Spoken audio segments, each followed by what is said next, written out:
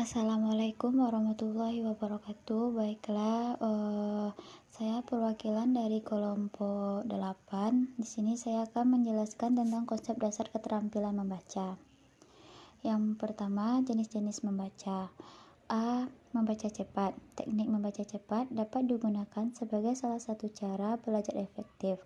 Membaca cepat merupakan teknik membaca dengan memindahkan pandangan mata secara cepat, kata demi kata, fase demi fase, atau baris demi baris. Teknik membaca cepat bertujuan agar pembaca dapat memahami bacaan dengan tepat.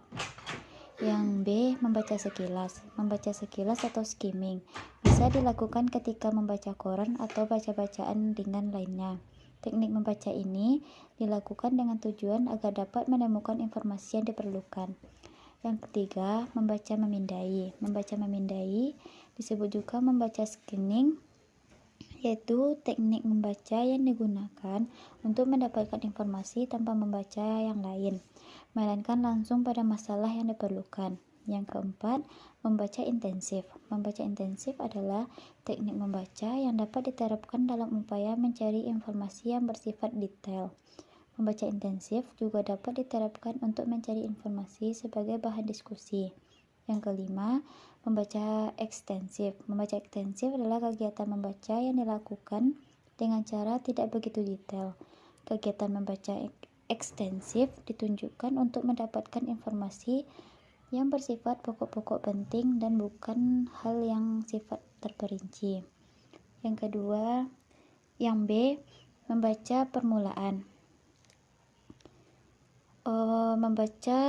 Pembelajaran membaca di sekolah dasar dapat digolongkan menjadi dua, yaitu pengajaran membaca permulaan untuk kelas 1 dan 2, dan pengajaran membaca lanjut untuk kelas kelanjutan, yaitu kelas 3, 4, 5, dan 6.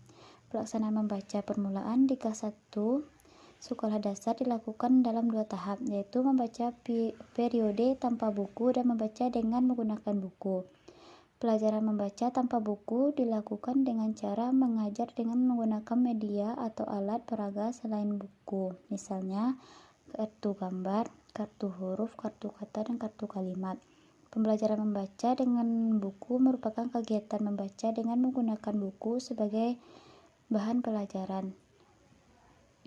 Pada tahap membaca permulaan, siswa dikenalkan dengan huruf-huruf abjad yang dimulai dari A sampai Z.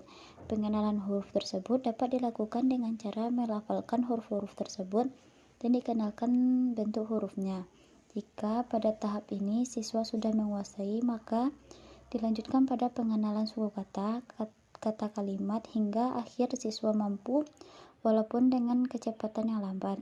Ketika membaca permulaan, seringkali diterapkan membaca nyaring agar bisa melatih lafal dan intonasi ketika membaca.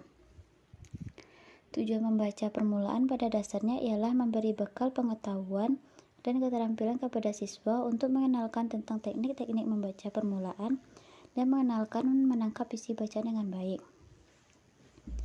Yang C, tentang ruang lingkup membaca permulaan. Membaca permulaan merupakan tahap awal dalam belajar membaca yang difokuskan kepada mengenal simbol-simbol atau tanda-tanda yang berkaitan dengan huruf-huruf sehingga menjadi pondasi agar anak dapat melanjutkan ke tahap membaca permulaan. Pada pra membaca, anak akan diajarkan sebagai berikut. Yang pertama, sikap yang baik pada waktu membaca seperti sikap duduk yang benar. Yang kedua, cara anak meletakkan buku di meja. Yang ketiga, cara anak memegang buku. Yang keempat, cara anak dalam membuka dan membalik buku. Yang kelima, cara anak melihat dan memperlihatkan tulisan. Pada tahap membaca permulaan, dititik beratkan pada kesesuaian antara tulisan dan bunyi yang ada, kelancaran dan kejelasan suara, pemahaman isi atau makna. Persiapan baca didukung dengan pengalaman keaksaraan seperti membaca buku atau seri menggunakan tulisan maupun simbol saat pembelajaran. Bahan-bahan untuk membaca permulaan harus sesuai dengan bahasa dan pengalaman anak.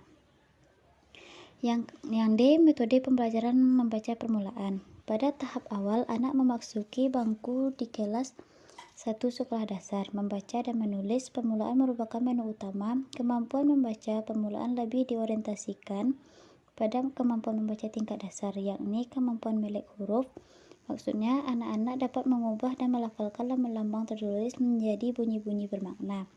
Pada tahap ini sangat dimungkinkan anak-anak dapat melafalkan lambang-lambang huruf dan dibacakan tanpa diikuti oleh pemahaman tersebut. Lambang-lambang bunyi tersebut seperti metode SAS atau struktur analitik sintetik.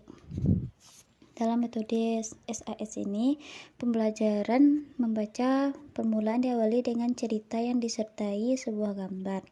Yang kedua, metode bunyi. Dalam metode bunyi, pembelajaran membaca berfokus pada topik atau suara untuk menerjemahkan simbol-simbol tertulis menjadi suara. Yang ketiga, metode abjad. Metode abjad digunakan untuk mengenal huruf A sampai dengan Z serta untuk pengucapannya. Yang keempat, metode suku kata. Metode suku kata yaitu pembelajaran menggunakan permulaan dimulai dengan pengenalan beberapa suku kata. Yang kelima, metode kata lembaga. Metode ini yaitu langsung diperkenalkan dengan kata-kata. Pembelajaran dimulai dengan pengenalan beberapa kata yang dikenal oleh siswa. Yang keenam, metode kalimat atau global adalah cara belajar membaca kalimat secara utuh. Metode global ini didasarkan pada pendekatan kalimat. Baiklah, sekian yang dapat saya sampaikan. Assalamualaikum warahmatullahi wabarakatuh.